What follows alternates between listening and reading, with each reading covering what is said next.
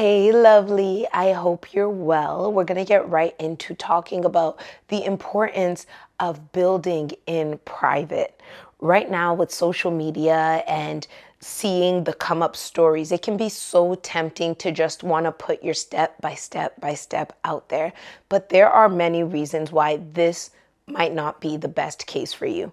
Don't get me wrong, the story should be documented. I have videos right now that are sitting in my phone of very key pivotal moments, sad ones, happy ones that are never going to see the light of day until that thing is fully manifested. But I know that they're going to be a cool reference point for like that whole where it started and how I'm doing type of thing. But there is such an importance to being able to build in private. And I understand why many of us don't want to do it, because it can be so lonely to feel like you're the only one. Everything is hush hush, but there is protection around hedging yourself. And this protection is twofold. I'll spend some time talking about the external and the internal. But with the external, one of the reasons why it's not wise to put everything out there is because people are weird. Like, I don't know how else to put it. There are people who are watching you just for the sake of watching you. They don't wish you well.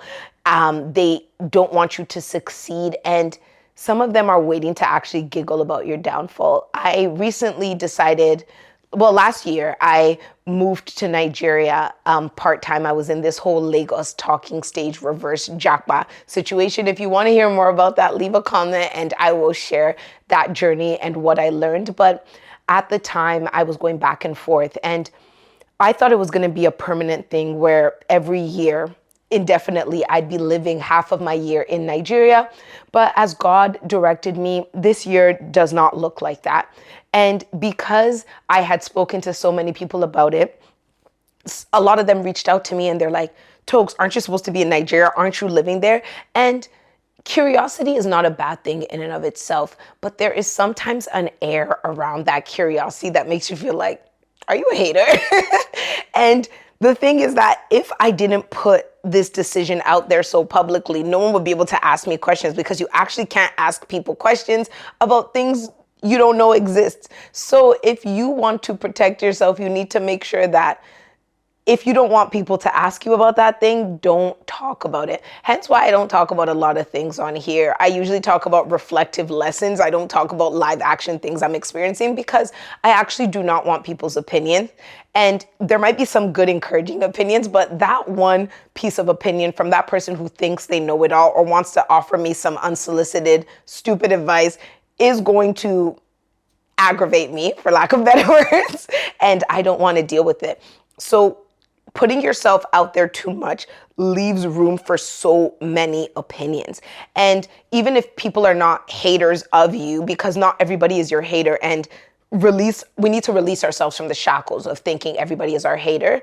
But when you're in the growing process of a thing, it is so sensitive. Like if you think about a seed compared to like an oak tree, a seed grows down. So you need to grow down. You need to get your roots strong. But if your roots are not yet strong and you're doing this thing in the presence of a million opinions, those opinions can influence you whether you like it or not. You might think that you're so firm that you won't stop, but someone can say something to you that now plants a seed, and that seed can now grow roots beside the seed that you were planting for yourself, and they can start to snuff each other out and suffocate each other. So when you're in that growing process, give yourself time to grow, like to grow down before you grow up, before you share it with people, because there are certain levels of personal conviction and fortitude that you need to have in yourself in this thing before you can even bring in other opinions. I can remember so many instances where I was starting something new. Even right now, I'm working on certain projects, and hearing somebody's doubt of that project made me shake, because a part of me personally was already shaking because I didn't fully feel confident in this thing I'm doing. I feel convicted, but confidence is a whole nother thing. A lot of times we're working in a space of blind faith where we're like, I think it's going to work, so I commit to working it until it works. But in the process of that, all of the insecurity and everything is also screaming at you, telling you to stop. So when you're now building and going through that internal process publicly, there is more risk that people's opinions are going to be able to come in and like snuff your light that you're trying to build and burn into a flame. But girl, when you have a flame and everything is big, nobody's opinion can really shake you at that point, because you've grown strong roots, and then you also have proof of your result and what you said you wanted to do. So internally, the other part of this struggle is where when we start to build in public, we forget that this is still not a group assignment, that it is an individual assignment. So it can get to the point where you start to be swayed by the opinions of others, or on the other side of it, being put on a pedestal. Like if you are documenting your life and you're telling everyone all of your wins, and it seems like you're in that winning season where it's back to back to back to back, inevitably we have slumps. The slumps are not forever, but they do go down. What happens now when you're in one of those down seasons, but you're so enamored by the pedestal that others have put you on for the fact that you're always winning? What can happen is that we can start to become liars. We can start to avoid the fact that things aren't going well, not wanting to look at it, not wanting to be honest and candid with ourselves, let alone the other people who don't really matter. And because we want to be perceived as the person who has it all together, we don't honestly assess the fact that we're not. And when we don't honestly assess the fact that we're not, we end up in situations where things are going down and down and down, and we're trying not to look at it, but then it eventually crashes, and now it's in our face. The mess is there, and we have no choice but to face the truth of this thing.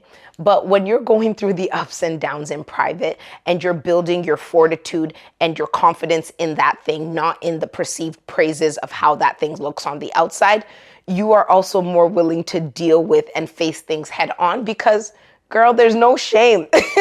There's nobody to be ashamed of. There's no one to hide from, because nobody even knows what you're doing anyway. And if you're somebody who's always built in public and you've been feeling these pulls to take it private, take it private. What is anybody gonna do to you? Like, my whole thing is you can't beat me. If I was telling you play by play last year and the year before, and then this year I've gone silent, the most somebody is going to ask you is, oh, hey, how is that thing going?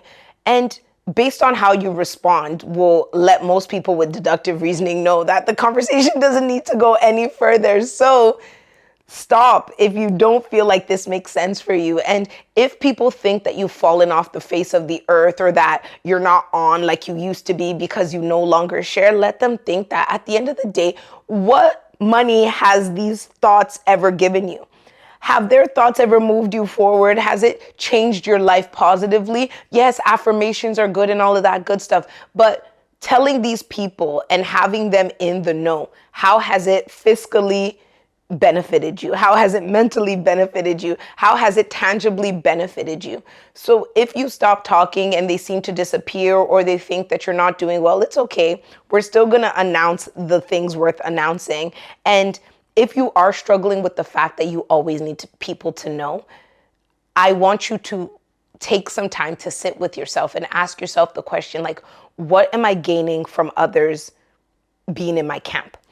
What am I gaining so much so that I can't keep anything to myself? And why should I be able to encourage and bolster myself in the way that I'm receiving from others? I am a community person. So me saying build in silence is not about locking off your friends and not telling people who are your accountability partners, but it's more so around being able to build the personal strength and fortitude to handle things on your own, because it's important. Our self-worth, our value, our visions belong to us personally. And it can get really dangerous when we start to foster out these inherent, important, internal things to other people. Imagine if my self-worth is in the hands of my sister. I love her, I care about her, but she's busy, she's married, she has a kid. And now, because if she's not confirming me and encouraging me, I don't feel good enough? What happens when her life inevitably puts her in a situation where she doesn't have time to affirm me? Then I'm now dangling, feeling lost and sad and unable to see myself clearly. So that is why you need to bring back your value in-house. Be able to sit with yourself in the discomfort, in the loneliness, be able to work it until it works on your own, even if people love you and don't have the time, so that when eventually everything is strong enough to see the light of day, you can share it. But in the moments that it requires like gentility, like I know that's not a real word, I'm so Nigerian for that. When it requires you to be gentle and protect it and cover it, you'll be able to do that. So I hope that this helps you. I hope that you are able to step away and sit in the potential discomfort of not having everyone in your business, or bask in the liberation of the fact that everybody is not in your business. I want you to I want you to subscribe. I want you to share this with a friend, and remember to be kind to yourself, because you're a work in progress and you're making progress. I'll speak to you soon.